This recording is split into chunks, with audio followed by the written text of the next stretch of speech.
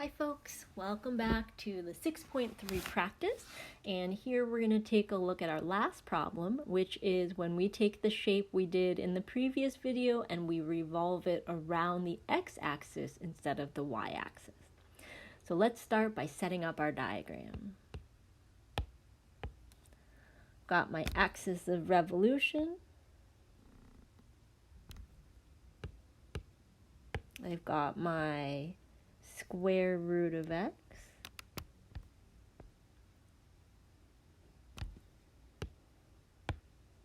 I've got my 1 over x. And I'm just going to seal off that shape at the given bound.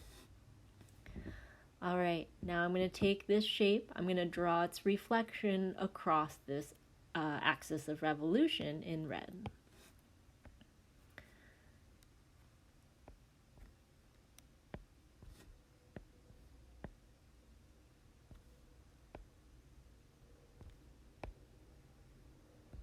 Okay,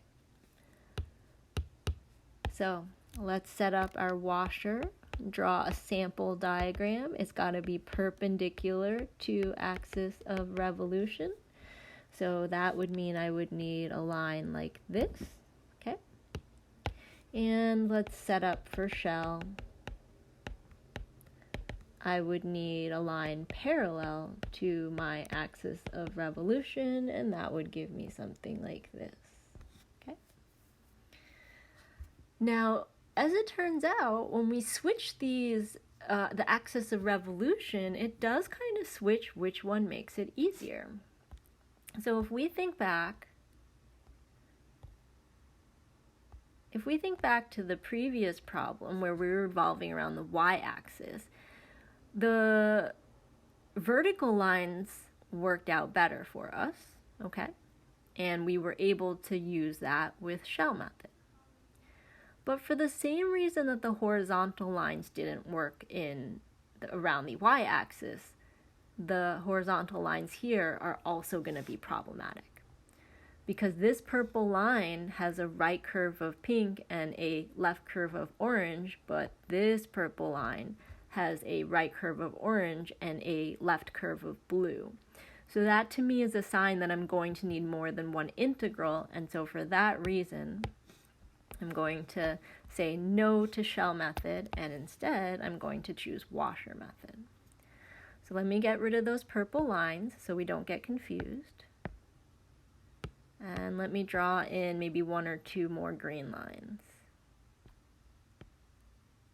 Okay.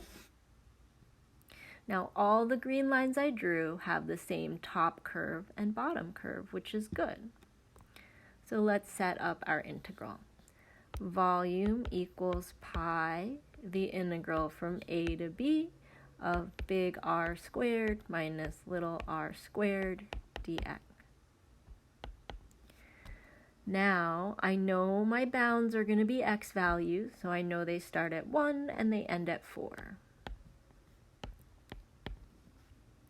Now my big R, or capital R, is going to be the curve that has a greater distance from the axis of revolution.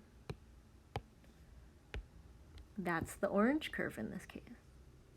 And then my little r is going to be the curve that is closer to the axis of revolution,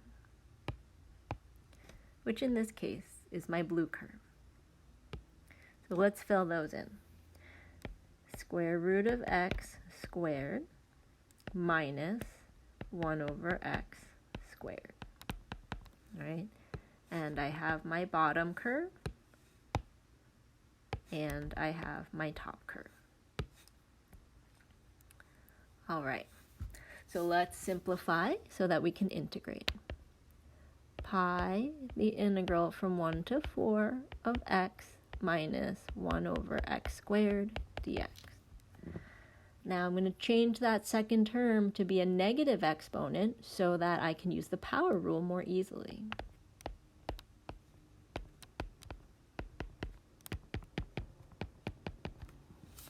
And now I'm going to integrate.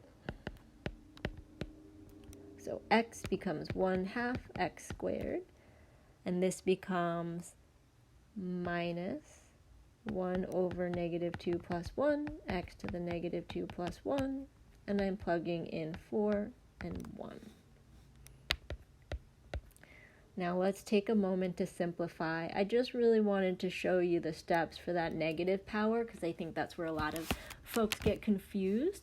But when we simplify that, we'll get a plus x to the negative 1. Now, I'm going to write this x to the negative 1 as 1 over x so that it'll be easier for me to plug in my numbers.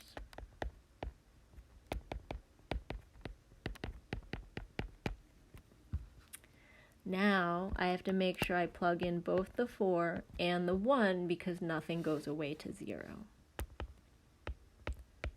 So first, I will get 1/2 times 4 squared plus 1/4 minus 1/2 times 1 squared plus 1 over 1.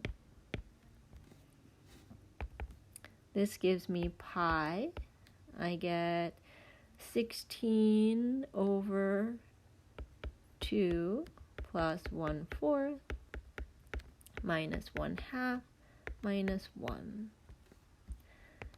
And 16 over 2 gives me 8. So I really end up with pi times 8 minus 1/4. Nope, not 8, 7, sorry. 7 minus 1/4. That gives me a total of 6 3/4 pi, or let's convert that into an improper fraction, of 27 pi over 4. Okay? And so, there we have it.